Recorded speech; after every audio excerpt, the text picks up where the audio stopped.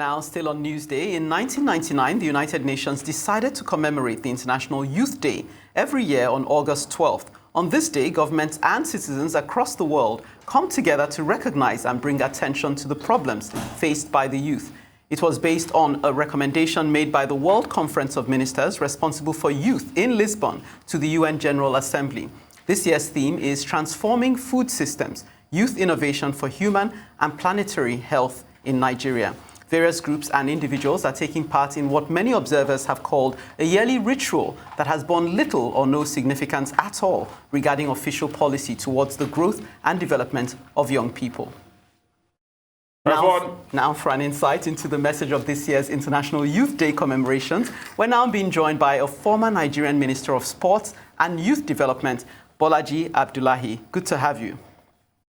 I was going to say that, yes, good to have you. I was going to say that the latter part of what I just said took the words out of my mouth because we talk a lot about youth development, youth promotion, but we're not seeing, the indices don't reflect that passion we exhibit when we speak. The headlines in today's Guardian seems to be saying that more youth have taken to gambling and even cybercrime to escape exclusion, and even gave a figure that 1 in 6 globally unemployed youths are residing in Nigeria. So what would be your own perspective on things? Well, thank you very much for speaking with me on this very important issue. I think you are absolutely correct that we're not paying sufficient attention to this very important issue. The Nigerian government itself does not seem to have a clarity about what to do with young people.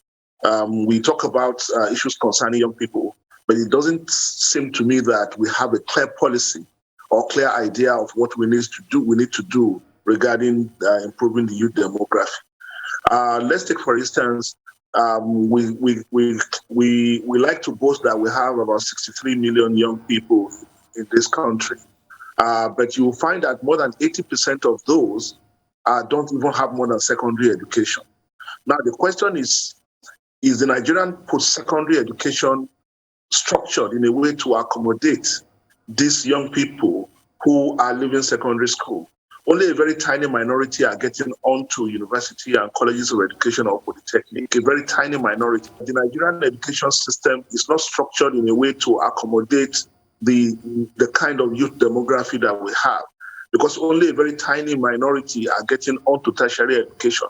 So the post-secondary education system is not structured in a way that recognizes the reality that up to 80% of the young population don't go beyond secondary education. So unless we do that and bring it to the center of national policy conversation, we'll continue to have the kind of situation that you have described, where majority of our youth have become gamblers and all kind of taken to all kind of antisocial behavior. I mean, as far back as 2011, I remember we have been talking about the youth advantage, the demographic dividend that Nigerian young population can give us. But the question is whether we are able to make the kind of investment that is necessary to truly make this huge young population an advantage for Nigeria. Well, obviously the answer is no, we've not made that kind of investment. And when you don't make that kind of investment, then a huge youth population becomes a time bomb that can explode at any time. We've seen that in different situations and spaces, over the years. So I think it's never too late.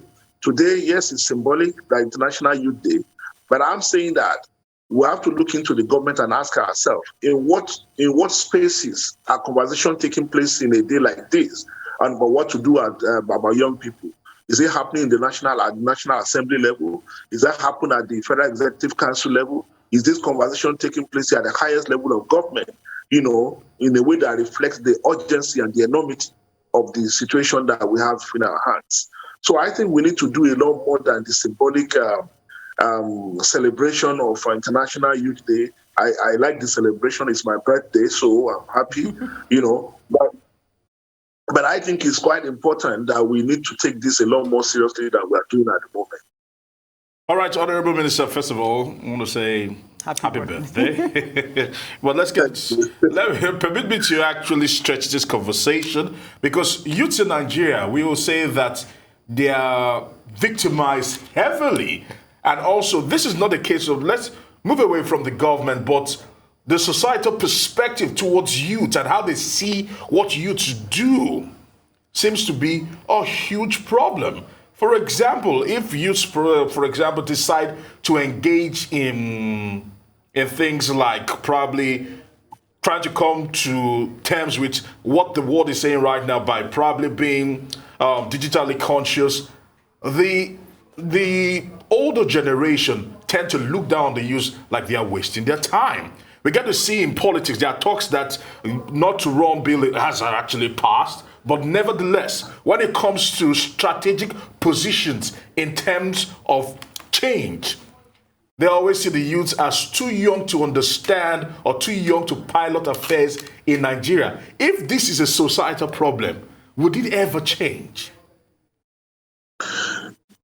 Well, there's an extent I can agree with you on your analysis of social standards, and attitudes towards young people. But I think we've made a lot of progress since then, because there have been growing recognition that the solution to most of the problems that we have, especially in a generation that is on at a time or age where almost everything is governed by technology and what happens on the social media space.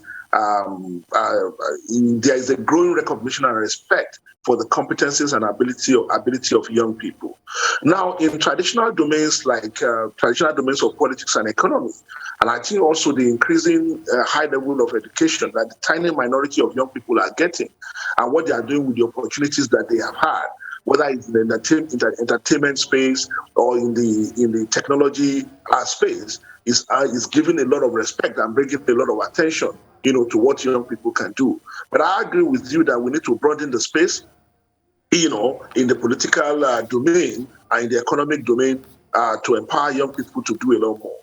You made reference to not too young to run. Yeah, it's a remarkable piece of legislation to say that to lower the age barrier for young people to participate in politics.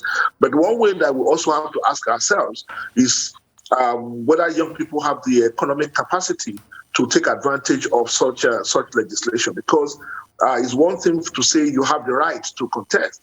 It's another thing is for you to have the capacity to consummate the right that's made available to you. And this conversation is not this situation is not limited to the youth demography alone. It also applies to the gender conversation. There is no barrier, for example, to women participation in politics.